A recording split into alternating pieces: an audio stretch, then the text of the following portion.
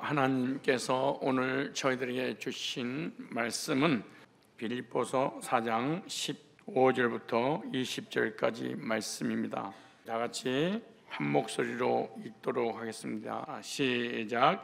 빌립보 사람들아, 너희도 알거니와 복음의 시초에 내가 마게도냐를 떠날 때 주고받는 내 일에 참여한 교회가 너희 외에 아무도 없었느니라.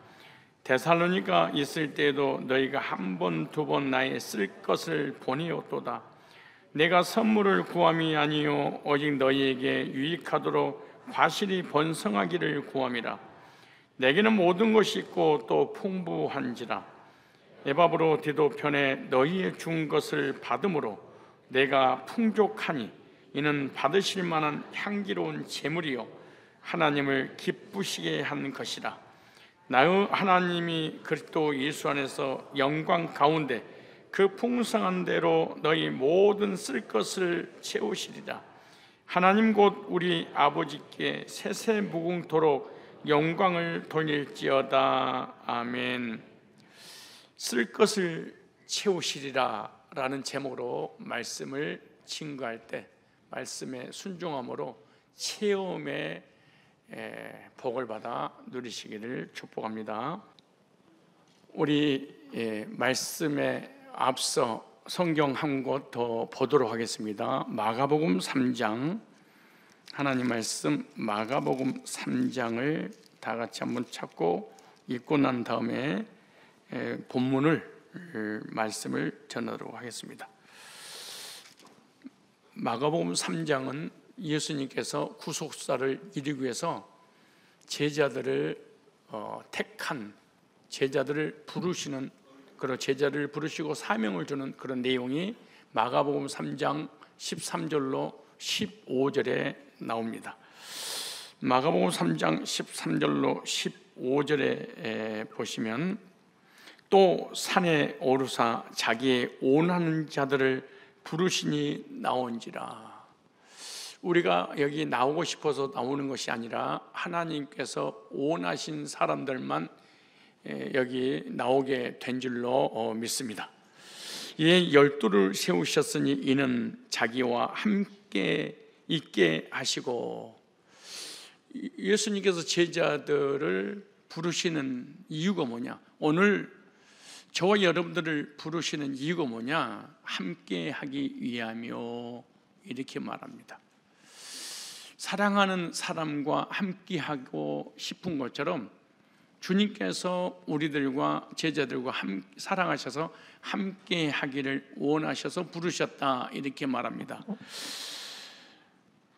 원한 자를 부르시니 나온지라. 하나님께서 부르시는 사람은 그 부르심의 반응을 반드시 하게 되어 있습니다.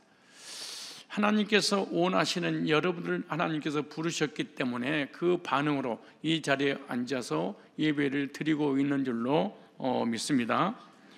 이는 자기와 함께 있게 하고 또 보내사 전도도 하며. 첫째, 원하는 자를 부르니 나왔어요. 두 번째, 부르시는 이 목적은 함께 하기 위함이에요. 세 번째, 함께 하신 그 예수님을 증거하라, 전도하라. 그 다음에 현장에 나가서 복음을 전하다 보면 귀신에 눌린 자들이 있게 될 것이다. 예수 이름으로 기도하면 하나님께서 귀신을 쫓아내 주겠다, 이렇게 말합니다. 내가 귀신을 쫓아내는 것이 아니라 내가 기도하면 예수님께서 쫓아내 줄 거야 라고 말씀을 하고 있습니다. 예수님이 이 땅에 계실 때 제일로 먼저 첫 번째 사역이 뭐냐? 제자들을 택하셔서 원한 자를 부르시고 부르는 그들을 향해서 나와 함께하는 너의 구주 예수님을 증거하라 라고 사명을 주셨습니다. 근데 여기서 보니까 전도하라 그러지 않고 전도도 하고 이렇게 말합니다. 전도하라, 능동태가 돼서 주체가 내가 되겠지만 전도도 하고, 그러니까 주체가 주님이 되십니다. 너와 함께 내가 복음을 전해서 영혼들을 구령하겠다라고 말씀하는 것입니다. 내가 전도를 하면 얼마나 힘들겠습니까? 그런데 전도도 하고 이렇게 말씀하신 거 보니까 네가 나와 함께 하기만 한다면 전도는 저절로 되어지게 될 거야 라고 말씀하고 계시죠.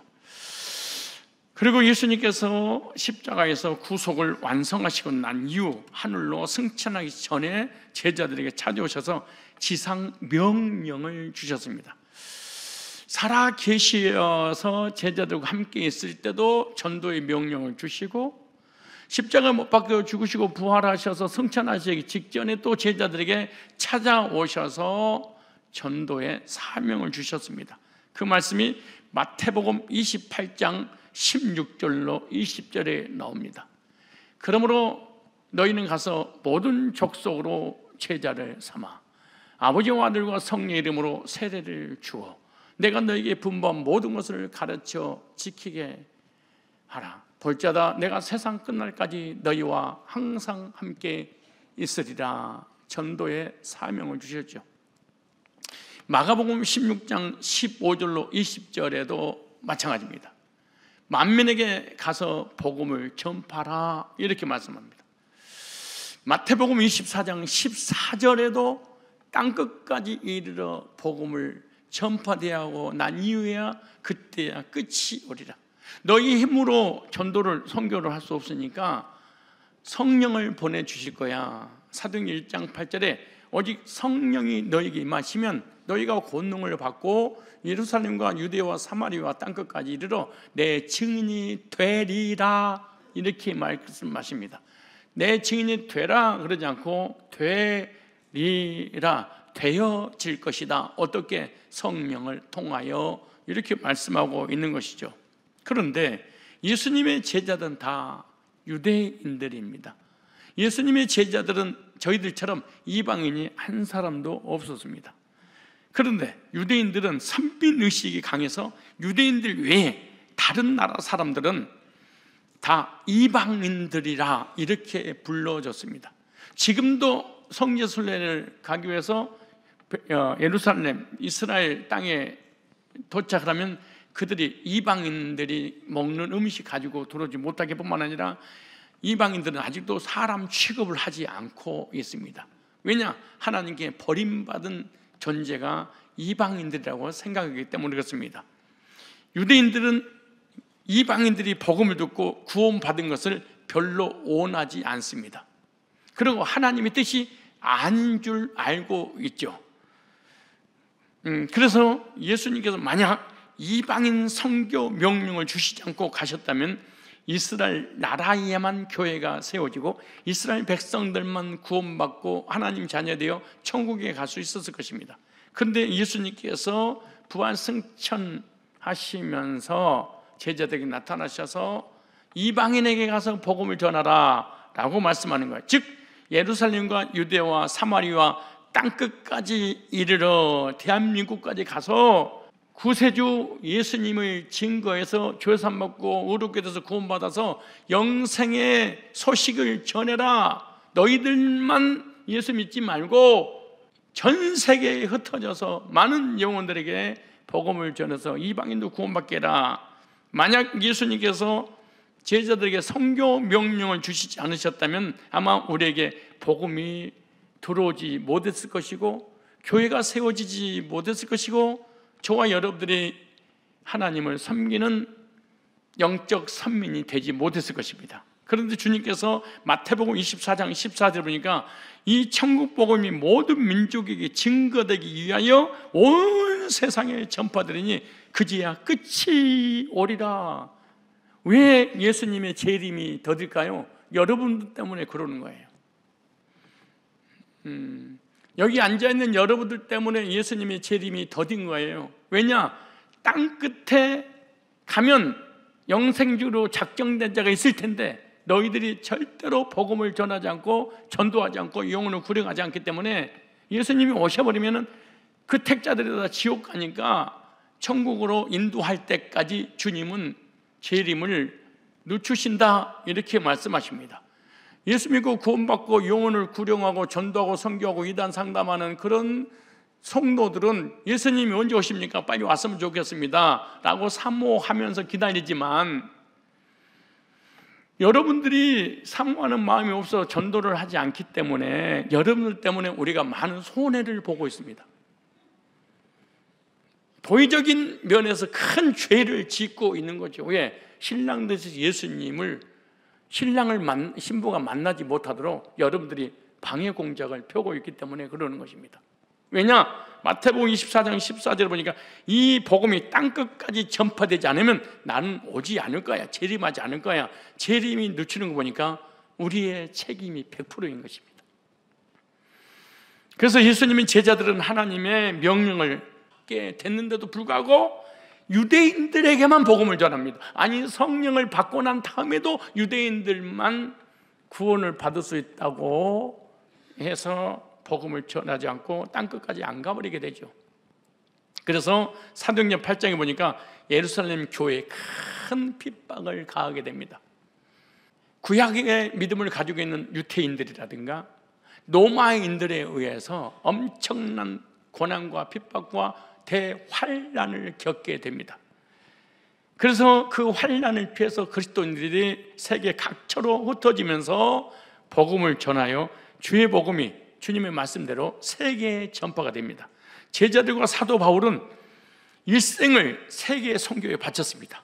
선교는 복음을 땅끝까지 전하라는 주님의 명령을 수행하는 일입니다. 만약 제자들이 자기 나라만 생각했다면 복음이 오늘처럼 전 세계에 전파되지 못했을 것입니다. 예수님의 선교 명령을 순종하여서 사도들과 예루살렘 교회는 순종하고 실천했습니다. 그래서 저와 여러분에게까지 복음이 들어왔고 우리가 하나님을 알고 예수님을 알고 구원받고 천국을 소유하게 된 거지요. 오늘은 교회의 선교 사명에 대한 말씀을 드리려고 합니다. 이 말씀을 통해서 우리 교회도 세계 선교를 감당하는 교회로 우뚝 서게 될 줄로 믿습니다. 오늘 본문에 빌립보 교회에 대해서 나오는데 이 빌립보 교회는 사도 바울이 세운 교회들 중에 칭찬받는 교회 중에 하나였습니다. 많은 교회를 세웠는데 담임 목사님을 통하여 칭찬받는 성도가 극소수되듯이 바울에게 칭찬받는 교회가 그렇게 많지 않았습니다. 왜냐하면 빌립보 교회를 칭찬할 수밖에 없었던 이유는 바울 사도가 세계 선교를 위하여 사역할 때 그 일을 잘 할 수 있도록 도와주었던 교회가 빌립보 교회였습니다. 빌립보 지역의 빌립보 교회를 사도 바울이 세웠다. 서창동에 성산교회가 세워지듯이 그런 내용이죠. 많은 교회를 세웠지만 그 많은 성도들은 선교비에 동참하지 않았지만 이 빌립보 교회 성도들은 이 교회는 선교에 동참했다 그 말이죠. 그 빌립보 교회를 볼 때 우리의 선교 사명이 무엇인지를 자세하게 알 수 있습니다. 선교 사명의 세 가지 원리를 이 시간에 잠깐 말씀을 본문을 통해서 전하려고 합니다. 첫째, 선교는 구제를 하고 우물 파고 땅 파고 학교 짓고 가난한 사람을 돕고 그런 선교가 아닙니다. 너무나 많은 사람들이 선교에 대해서 오해를 합니다. 가난하고 병들고 힘들고 어려운 사람들을 도와주는 것이 선교다. 우물이 없는 곳에 우물을 파주고 학교가 없는 곳에 학교를 지어주는 것이 선교다 라고 하지만 그거는 선교가 아니고 구제라고 하는 것입니다. 구제는 기독교나 불교나 모든 있는 자들이 얼마든지 도울 수 있는 것이죠. 그러나 선교는 뭐냐? 복음을 전해서 영혼을 구령하는 것을 선교 이렇게 말합니다. 복음을 전해서 영혼을 구령하지 않는다면 그거는 선교가 아닙니다. 그냥 좋은 일을 할 뿐이지 하나님하고는 무관한 사역입니다. 어떻게 할 수 있냐? 하면 할수록 괴롭고 고통과 환난과 고난들이 많이 오게 해결책이 없습니다. 남을 도왔으면 행복해야 되는데 하면 할수록 불행하게 됩니다. 왜냐? 선교의 올바른 방법이 아니기 때문에 그런 것입니다. 선교는 예수님의 지상명령입니다. 지상명령이란 말은 최고의 명령. 먼저 해야 될 것이 있고 나중 해야 될 것이 있는데, 먼저 해야 될 최고의 명령이 성교, 영혼을 구령하는 일입니다. 나중에 하는 일은 삶에 관한 부분이죠. 예수님의 최고의 명령은 모든 족속으로 가라, 가서 복음을 전파해서 영혼을 구령해서 구원의 확신을 갖게 해라, 이런 말이에요. 땅끝까지 가라. 성교 명령은 예수님의 제자들에게만 주신 것이 아닙니다. 오늘 구원받은 모든 성도들에게 주신 공통된 사명입니다. 즉, 예수님의 제자들이 복음으로 거듭나서 구원의 확신을 갖고 구원의 확신을 주신 예수님을 증거한 것처럼, 예수님을 통해서 죄산 받고 오르게 돼서 구원을 받았다면 구원받은 성도에게 주신 지상 최고의 사명입니다. 그러므로 선교는, 전도는, 영혼 구령은 누가 하느냐? 구원받은 사람에게만 특권이 주어진 것이지, 구원받지 못한 사람은 영혼을 구령하고 전도하고 선교하고 이단 상담하는 특권 자체가 주어지지 않습니다. 왜냐? 하나님이 복음이, 구원이, 영생이 무엇인지 알지 못하기 때문에 전할 수 없지 않겠습니까? 여러분, 구원 받았습니까? 거듭났습니까? 실제로 성령 받았습니까? 성령 받으면 제일 먼저 하는 일이 전도와 선교입니다. 나 오늘부터 내가 전도해야지, 선교해야지, 이렇게 되는 것이 아니라 수동태로 내 속에서 되어질 수밖에 없도록 하나님께서 역사하는 거죠. 왜냐? 사도행전 1장 8절 보니까 오직 성령이 너에게 임하시면, 주의 영 성령이 너에게 임하시면, 나 혼자서는 안 되는데 너희가 권능을 받고 하늘의 권세와 땅의 능력을 받고, 그 말이에요. 하늘과 땅의 모든 권세를 받아. 왜? 전도하고 선교하라고. 받으면 어떤 일이 벌어지냐? 예루살렘 사람, 유대 사람, 사마리아 사람, 땅끝까지 이르러 내 증인이 되리라, 이렇게 말씀하고 있습니다. 전도와 선교는 아무나 하는 것이 아니라 예수 안에서 거듭나서 구원받고 성령을 경험한 사람, 이론적으로 구원받은 사람은 절대로 복음을, 선교를 할 수 없습니다. 왜? 인간 힘으로 불가능하기 때문에 그렇습니다. 그래서 성령을 보내주실 거야, 성령이 땅끝까지 이르러 증인이 되도록 너를 인도할 거야, 이렇게 말하죠. 오늘 우리가 구원받고 거듭났다면 복음을 전파하려고 땅끝까지 가야 될 줄로 믿습니다. 바울 사도는 이 명령에 순종해서 환경이 다르고 언어가 다른 나라들로 계속해서 가서 복음을 전파했습니다. 우리도 모두 성령의 사람으로 복음을 전하고 선교에 참여하는 우리들이 되시기를 축복합니다. 오늘 우리도 주님의 명령에 따라 가라 라고 명령을 내렸으면 우리도 가야 합니다. 왜? 지상 최고의 명령이기 때문에. 이 명령은 들어드려도 되고 말아도 되는 것이 아니라 반드시 하나님의 명령에 순종을 해야 됩니다. 초대교회 당시에는 어떻게 갔을까요? 비행기가 있었을까요? 자동차가 있었을까요? 뭐가 있었겠습니까? 걸어서 갔습니다. 아니면은 짐승을 타고, 낙타 같은 걸 타고 갔습니다. 오늘 우리들은 어떻게 갈까요? 몽골까지, 유럽까지 걸어서 갈까요? 뛰어갈까요? 수영해서 가야 되나요? 어떻게 해야 될까요? 아니면 말 타고 가야 되나요? 낙타를 타고 가야 되나요? 알기는 얼마나 잘하는지 모릅니다. 비행기를 타고 가야 됩니다. 사도들은 주님의 말씀에 순종하여 땅끝까지 갔습니다. 도마는 복음을 전파하기 위해서 인도까지 갔습니다. 인도에서 중국으로, 중국에서 한국까지 왔습니다. 1950년 전에 중국에 복음이 들어와서 경교라는 교회가 세워졌습니다. 그 중국을 거쳐서 한국에 도마가 와서 복음을 전했습니다. 어디 있냐? 그 증거가 우리나라 경상도에 가면 예수 그리스도의 종 도마라는 글귀가 히브리어로 기록되어 있는 동상 하나가 실제로 발견되어 있고, 성지에 갑시다 해서 많은 목회자, 성도들이 그곳에 가기도 합니다. 신라 시대에 도마는 인도에 와서 복음을 전했는데, 인도에서 중국으로, 중국에서 한국으로 들어와서 우리나라까지 복음이 전파됐다고 골로새서 1장, 2장에 자세하게 나옵니다. 사도들은 말씀에 순종해서 비행기도 없고 자동차도 없는 시대이지만 벌써 그 시대에 복음을 땅끝까지 전파했다, 이렇게 말씀하고 있습니다. 지금은 돈만 있으면 어디든지 가서 복음을 전할 수 있습니다. 뿐만 아니라 방송을 통해서, 인터넷을 통해서, 유튜브를 통해서 여러 가지 책과 문서를 통해서도 복음을 전파할 수 있습니다. 우리가 세계 선교의 사명을 크게 감당하려면 우리 교회가 먼저 부흥이 되어야 됩니다. 있어야지 퍼주지, 없는데 퍼줄 수 없어요. 곳간에서 인심이 납니다. 있는 사람이 주는 것이지 없는 사람이 준다는 것은 힘든 일이지 않겠습니까? 우리가 세계 선교의 사명을 감당하려면 우리 교회가 먼저 부흥이 되어지고 물질이 풍성해지면 우리가 얼마든지 교육관도 사고 남으면 얼마든지 선교에 동참할 수 있지 않겠습니까?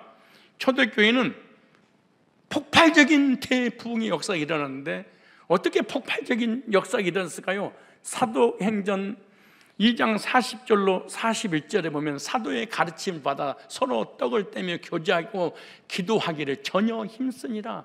하나님의 말씀을 붙잡고 그 말씀을 통해 교제 나누고 그 말씀을 붙잡고 기도했더니 하루에 3,000명, 5,000명을 주님께서 부흥을 시켜주는데 대부흥, 대형 교회로 초대교회는 세워져 약 10만 명 이상 부흥이 됐습니다. 그런데 우리처럼 교회를 왔다 갔다는 이런 썬데이 크리스찬을 얘기하는 게 아니에요. 이렇게 말합니다. 제자의 수가, 이렇게 말합니다. 썬데이 크리스찬들이 아니에요. 우리가 아니에요. 제자의 수가, 교회 왔다리 갔다리 종교인들을 말하는 게 아니에요. 제자의 수가 예수님의 복음을 듣고 구원받고 주님을 위해서 나의 인생 드리겠습니다. 나의 삶을 드리겠습니다. 전도와 선교와 영혼을 구령하는 영적인 우선순위의 삶을 살겠습니다. 내 신앙, 내 믿음 내가 지키겠습니다. 이런 제자의 수가 하루에 3,000명, 5,000명. 우리 틈만 나면 교회 안 나올 거야. 삐질었어, 나 삐졌어, 나 시험 들었어, 나 상처받았어, 나 다른 교회를 갈래. 이런 사람들 말고 제자 찾아볼까요? 사도행전 2장 41절 우리 다 같이 한 목소리로 시작. 세례를 받으며 이날의 제자의 수가 3,000이나 더하더라. 제자의 수가, 무리의 수가, 성도의 수가 아니고 무리는 구원받기 전에 무리라고 그러는 거예요. 무리는 하나님 말씀이 안 들려요. 믿어지지 않아요. 하나님이 계신지 안 계신지 매일 헷갈리 아리까리 알탈탈해요. 이 사람들은 언제든지 이 사람 먹을 거 입을 거 마실 거 얘기하는 나가버려요. 자기의 유익이 없어 언제든 나갈 준비가 되는 게 무리예요. 그 무리가 복음을 듣고 구원받으면 거룩한 백성, 성도가 돼요. 성도가 자기 믿음을 지킬 수 없어. 왜? 막 태어났으니까. 자기 믿음을 지켜서 신앙생활을 잘하는 사람을 섬기는 제자, 그렇게 말합니다. 인사하세요. 당신은 무리입니까? 성도입니까? 제자입니까? 시작.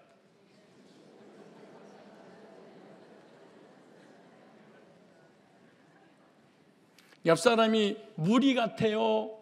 성도 같아요? 제자 같아요?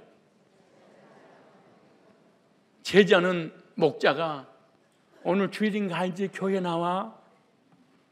오늘 은혜스러울 거예요. 안 나갈 거예요. 힘내세요. 제가 기도하고 있어요. 뭐 먹을 거 떨어져서요. 내 김치 해가지고 갈게요. 살살 꼬드기야만이. 그럼 가볼까? 뭐 가지 뭐. 이렇게 온 사람을 무리 그래. 어쩔 수 없어서. 근데 그 무리가 어느 날 복음 듣고 구원을 받아서 그런 반은 미치다 보니까 하나님 좋으니까 막 말씀을 받고 제자 훈련을 받아. 훈련을 통해서 제자가 돼서 내 믿음 내 혼자 스스로 지킬 수 있는, 혼자서 기도하고 혼자서 성령 읽고 혼자서 전도하고 혼자서 자기 믿음을 컨트롤해 나갈 수 있는 사람을 제자, 이렇게 말하는 거예요. 그런데 한국에 왜 교회가 무너지냐? 무리들을 거의 장로를 세워버리고 전도사를 세우고 무리를, 성도도 안 됐는데.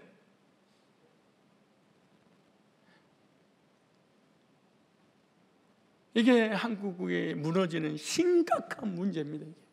교회 숫자만 늘린 거잖아요. 그래서 제자를 찾아보니까 죄다 무리야. 얼마나 가슴 아픈 일이에요. 그래서 복음을 전해서 구원의 확신을 가지면 성도가 되면 하나님을 사랑하고 복음을 사랑하고 영혼을 사랑하고 말씀을 사랑하고 교회를 사랑하고 막 이런 생각이 막 끌어올라. 그러니까 교회에 가까이 오고 교제 나누고 말씀을 배우다 보니까 제자가 딱 되는 거지. 그래서 하나님 사명을 감당하게 되는 거죠. 그런데 그 제자 수가 3명도 아니고 몇 명이에요? 30명도 아니고 몇 명이에요? 300명도 아니고 몇 명이에요? 3,000명. 폭발적인 역사가 일어났어요. 어떻게 이런 역사가 일어났을까? 말씀 붙잡고 기도한 결과입니다. 오늘 우리 교회가 부흥되려면, 세계 선교를 감당하려면 어떻게 될까요? 말씀 붙잡고 하나님 앞에 기도하면 하나님 교회를 부흥시키고 그 결과 세계 선교를 감당할 수 있도록 주님께서 은혜를 베풀어 주실 줄로 믿습니다. 두 번째, 선교는 뭐냐? 쓸 것을 보내는 것을 선교라 그래. 오늘 본문 빌립보서 4장 14절로 16절 볼까요? 오늘 다시 빌립보서를 보십시오. 선교의 원리를 잘 보셔야 됩니다. 자, 빌립보서 4장 다시 한번 볼까요? 15절부터 볼까요? 빌립보 사람들아, 너희도 알거니와 복음의 시초에 내가 마게도냐를 떠날 때에 주고 받는 내 일에 참여한 교회가 너희 외에 아무도 없었느니라. 복음을 전해서 영혼을 구령해서 구령된 영혼을 통해서 교회가 세워졌는데 구원받은 그 성도들 중에 선교에 동참하는 사람들이 없었다. 성상 가서 복음 두고 구원받고 하나님 자녀되고 헐떡거리며 계급품을 무는데 선교하는 일에는 전혀 관심이 없다. 그 얘기를 하고 있는 거예요. 그런데 누군가가 선교하는 일에 동참을 했어. 가슴에 콱 와닿는 거. 그 누구냐? 빌립보 교인들이었어. 참년 교회가 너희 외에 아무도 없었느냐? 데살로니가 있을 때에도 너희가 한 번, 두 번 나의 쓸 것을 모이도다 보내어 또다. 바울 사도가 데살로니가에 가서 선교하고 복음을 전하고 있는데 빌립보 교회가 쓸 것을, 선교비를 바울의 선교를 해서 보내줬다. 이렇게 말합니다. 그런 빌립보 교회에 대해서 바울 사도는 이렇게 말합니다. 17절로 18절에. 자, 시작. 내가 선물을 구함이 아니요 주의 종들의 공통 분모가 이거죠. 성교비라든가 건축원금이라든가 헌금에 관한 얘기를 할 때는 두렵고 떨림이에요. 왜? 누가 상처받을까? 이 무리가 또 상처받아서 또 삐져서 또 교회를 나가겠지. 이 무리는 정말로 피곤합니다. 이 무리를 상대로 비유를 맞추려면 목회 정말로 힘듭니다. 너무너무 고통스럽습니다. 왜? 무슨 말씀 한만 전을 삐져버리고 섭섭하고 교회가 또 돈 얘기구나. 이게 너무 힘들어요. 그런데 이 비단 우리뿐만 아니에요. 지금 현재 한국의 강단을 지키고 있는 목회자뿐만 아니에요. 빌립보 교인들에게 칭찬할 때도 너무너무 조심스러운 거예요. 벌써 얼마나 조심스러운지. 내가 선물을 구함이 아니요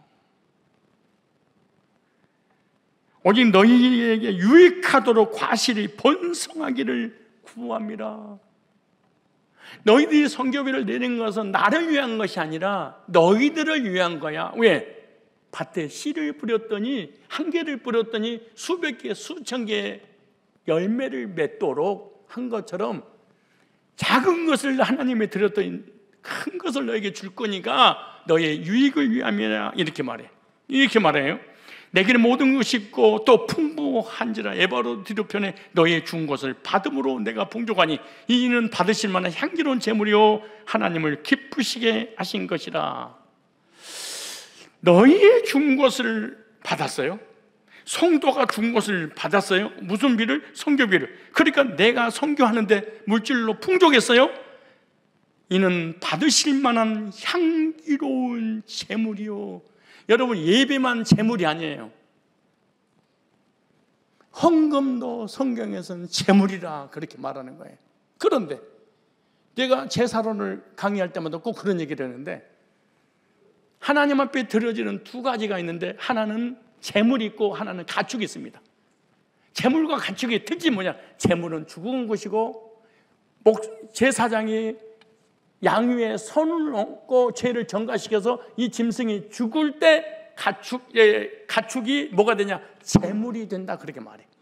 그런데 신앙생활하는 나는 여전히 있고 죽지 않아, 주님 앞에. 갈라디 2장 20절로. 그럼 이 사람은 한 번도 하나님 앞에 제물돼서 예배를 드린 적이 없는 그냥 뛰어다니는 가축이고 날짐승하고 똑같은 얘기예요.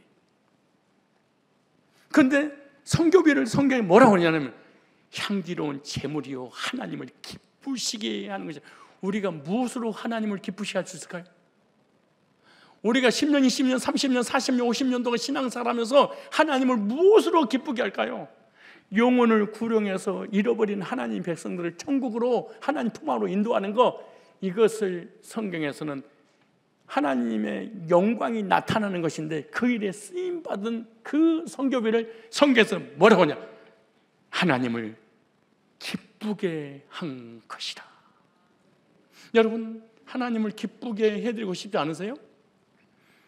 우리가 선교사를 후원하는 방법이 두 가지가 있는데, 하나는 기도하는 것이고 또 하나는 쓸 것을 보내는 것입니다. 선교사들에게는 두 가지가 다 필요합니다. 선교지에서 선교할 때 가장 중요한 것이 기도의 후원자들입니다. 그리고 영혼들을 구령할 때 물질이 필요하고 그 물질이 쓰임 받아야 되기 때문에 쓸 것입니다.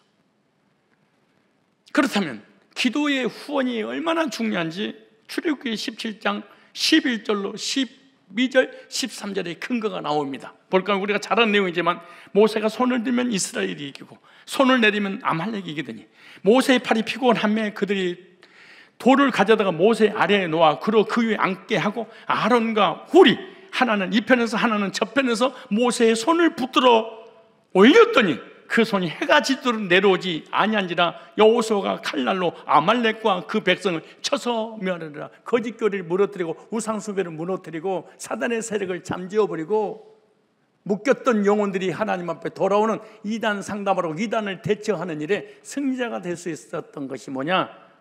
모세는 아론과 훌과 함께 하나님 지팡이를 손에 잡고 산꼭대기에 서서 기도를 하고 여호수아는 나가 싸우는데 여호수아가 싸움에 이기고 지는 것은 여호수아한테 달린 것이 아니고 무게에게 달린, 연장에 달린 것이 아니라 모세의 기도의 손에 달렸었다, 이렇게 말합니다. 기도하는 손이 내려오면 여호수아가 지고 기도하는 손이 올라가면 여호수아가 이겼다, 이렇게 말씀하고 있어요. 그러니까 우리가 선교비를 보낸 것보다 더 중요한 게 뭐냐? 기도가 더 중요하다, 이렇게 말씀하고 있는 거예요. 그래서 복음 전도와 선교 사역은 가장 치열한 영적 전투입니다. 그 싸움에 이기고 지는 것은 바로 기도 후원에 달려있다, 이렇게 말합니다. 다시 말하면 여호수아는 선교사고 모세는 기도 후원자였던 것입니다. 저와 여러분의 기도 후원이 쓸 것을 보내어 주는 것보다 더 먼저다, 그 말입니다. 선교비를 보내기 전에 먼저 선교사들을 위하여 선교지를 위해서 기도하는 것이 먼저 선행되어야 된다, 그 말이죠. 우리는 전도 사역과 선교 사역을 위해서 기도 후원에 가장 큰 중점을 둬야 됩니다. 기도는 해 드릴 수 있죠. 그래서 기도로 후원하는 자, 쓸 것을 후원해 주는 자, 다 은사대로 하면 됩니다. 그리고 쓸 것을 보내줘야 되는데 쓸 것을 보내줘야 선교를 합니다. 혹시 쓸 것을 나는 보낼 수 있는 물질이 없습니다. 그러면 기도로 후원해야 됩니다. 기도가 선교사에게 거의 전부를 차지하기 때문에 그러죠. 우리 대한민국은 전 세계 유엔을 향하여 은혜를 절대로 잊어서는 안 됩니다. 미국이 우리에게 베풀으신 그 은총을 절대로 잊어서는 안 됩니다. 만약에 미국이 우리 한국에 복음을 전해주지 않았다면 한국 사람은 한 사람도 빠짐없이 다 지옥 갔어야 되고, 두 번째, 물질로 우리 한국 먹여주지 않았었다면 우리 대한민국의 존재는 없었습니다. 이미 소련에 넘어갔던가 이미 중국에 넘어갔을 것입니다. 유엔에서 미국에서 얼마나 많은 도움을 받았습니까? 예를 들어서 내가 여기 차집사님이 너무 힘들고 어려울 때, 인생 밑바닥에 내려가서 가정이고 자녀고 다 잃어버릴 때 물질로 도왔어요? 영적으로 도왔어요? 그리고 이 사업과 가정을 지키게 되고 일을 하게 돼서 성장했어요? 이제 성장했으니 나 살만하니까 고강종 당신 필요 없어. 이렇게 내치는 이런 악한 자가 돼서는 안 돼. 나를 도와주지 못할 멍정, 내가 미국을 돕지 못하더라도 은혜는 잊지를 말해야지. 미국 물러가라! 이런 악한 짓을 하면 안 돼.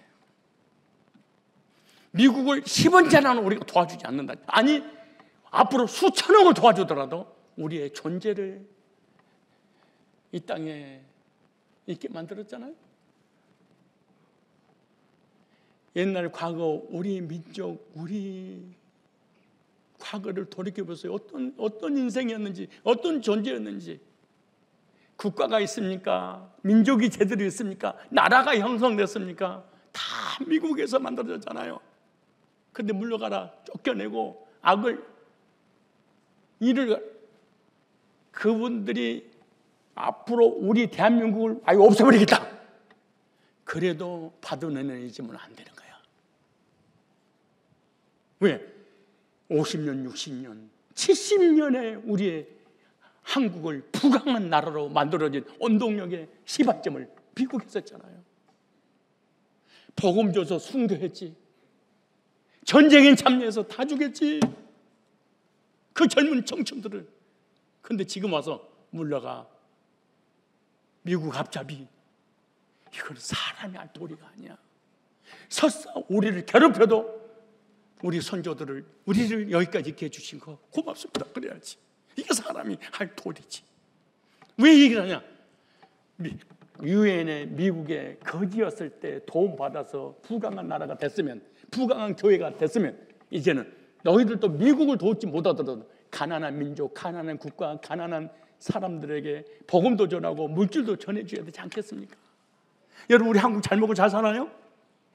우리가 왜 뚱뚱이가 된 거예요? 배 좀 봐, 배 좀 봐. 들고 다녀.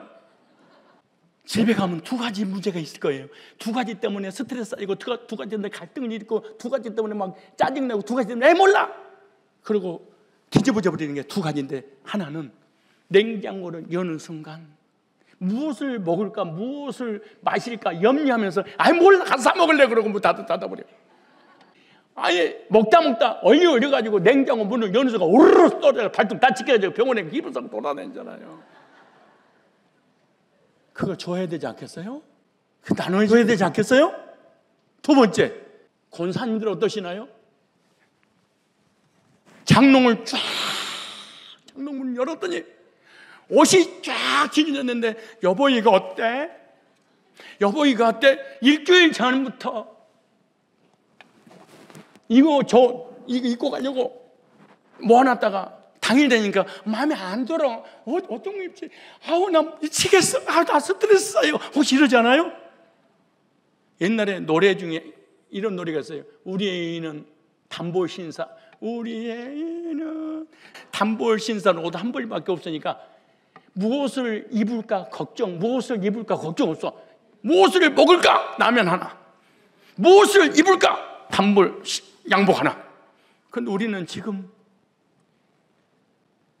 그래서 말세를 만난 우리들 향해서 하나님 주님께 2000년 전에 뭐라고 하셨어요? 무엇을 먹을까? 그 당시에는 무엇을 먹을까 걱정하지 않았어요.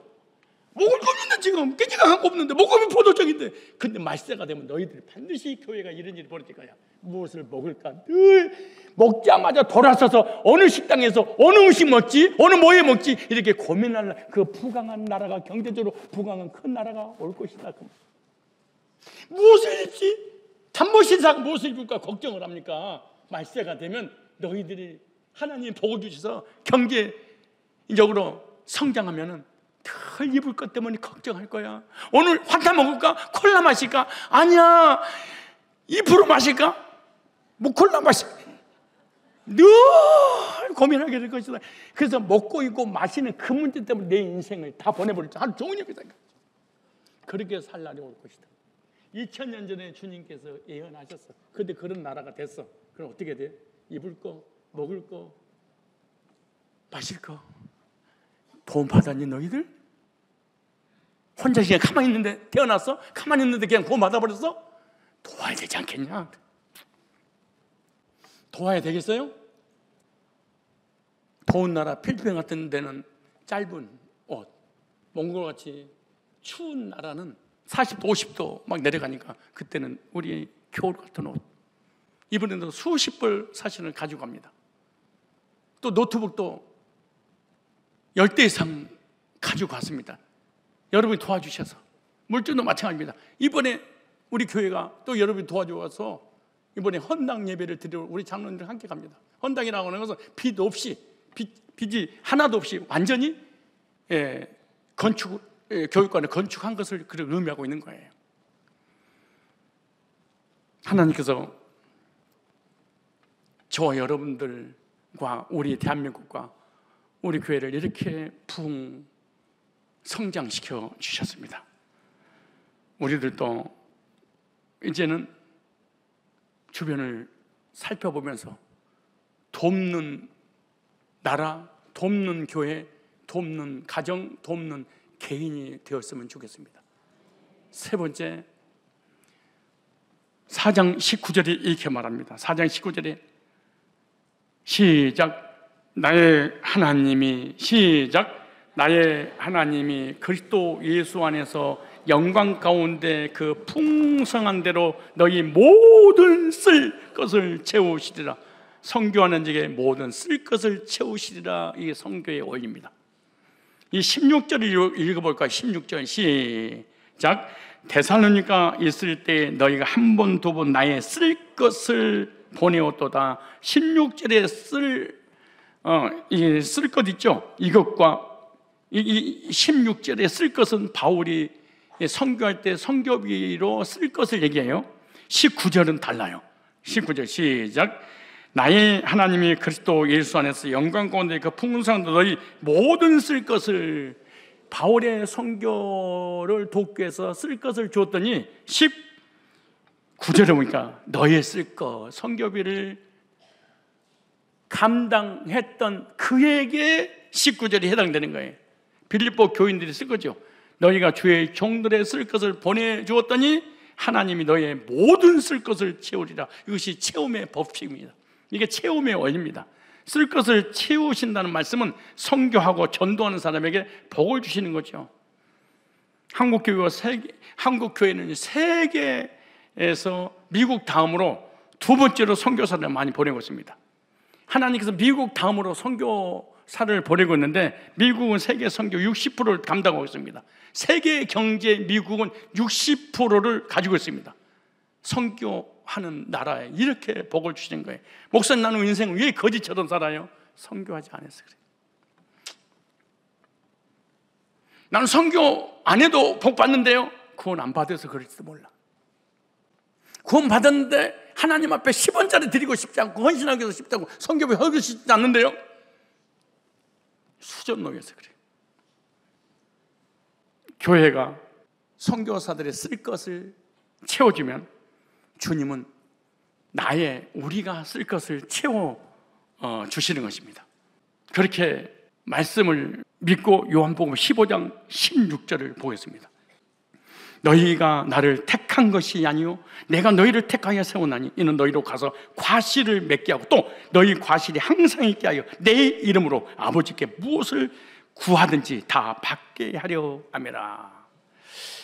열매가 많은 자에게 구하는 대로 주시겠다고 우리 주님께서 말씀하십니다. 특별히 전도와 선교를 많이 한 사람의 손은 하나님께 절대로 괄시치 않겠다 이렇게 말하죠. 무슨 말이냐? 무엇을 구하든지 내가 응답해 줄 거야. 네가 원하는 게 뭐니? 내가 들어줄게. 전도하고 선교해서 영혼을 구령하면, 교회가 세워지면 하나님께서 복을 주실 줄 믿습니다. 어떤 복을 주실까요? 두 가지만 예를 들어볼까요?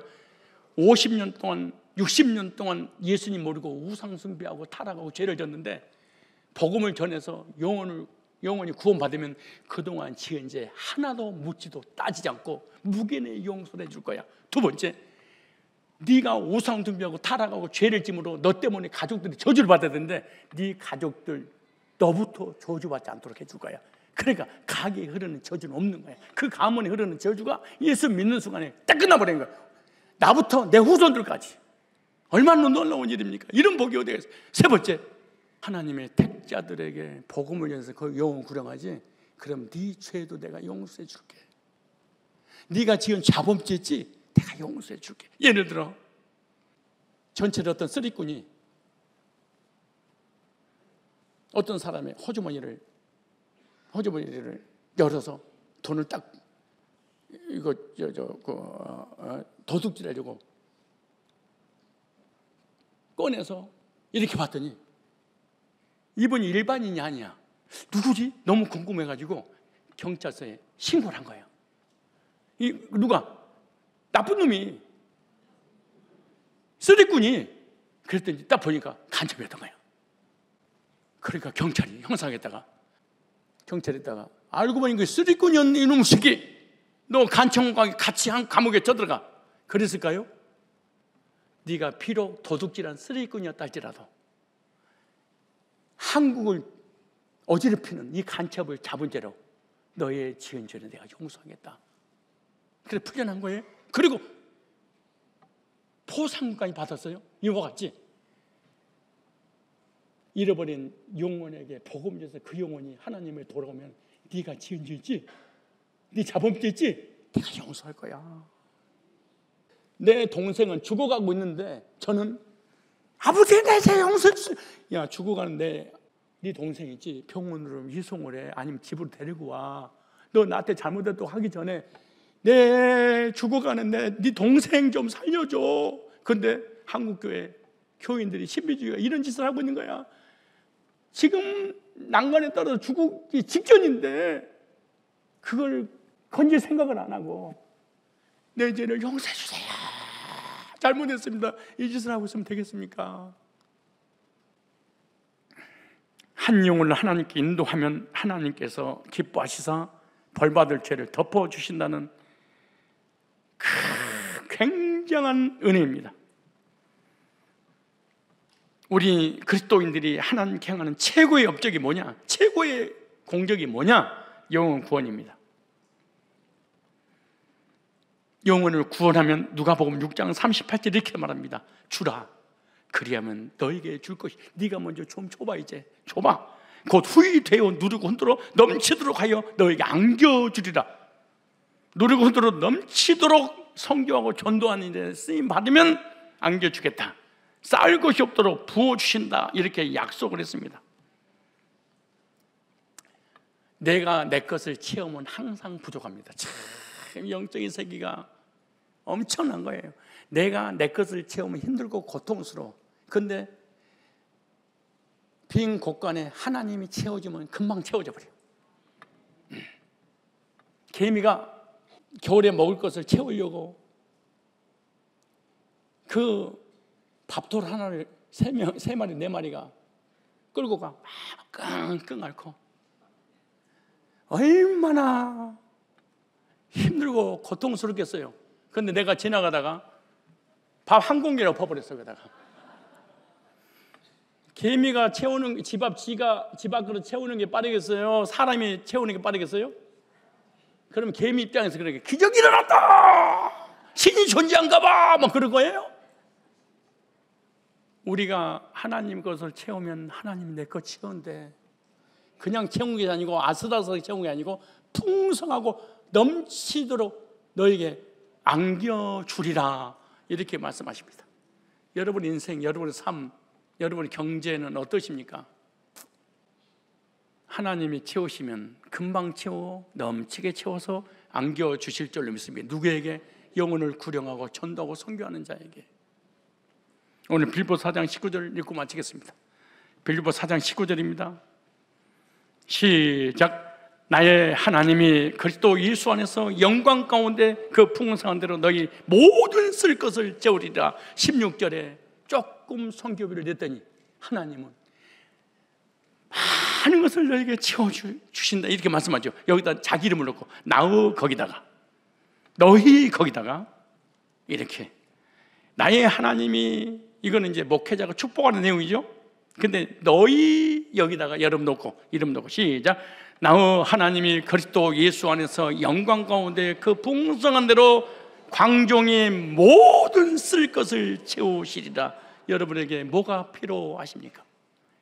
필요한 그거 구하기 전에 하나님이 원하는 건 먼저 드리면 너의 부족한 영육간의 모든 것을 채우시리라. 우리가 선교를 위해서 먼저 기도로 후원하시고, 두 번째 물질로 후원하셔서 영혼을 구령하는 일에 부족 없는 그 사역에 선교사들이 쓰임 받도록 우리가 협력함으로 여러분의 모든 삶의 인생에 쓸 것을 채워줘 주시는 하나님을 경험하시길 주님의 이름으로 축복합니다.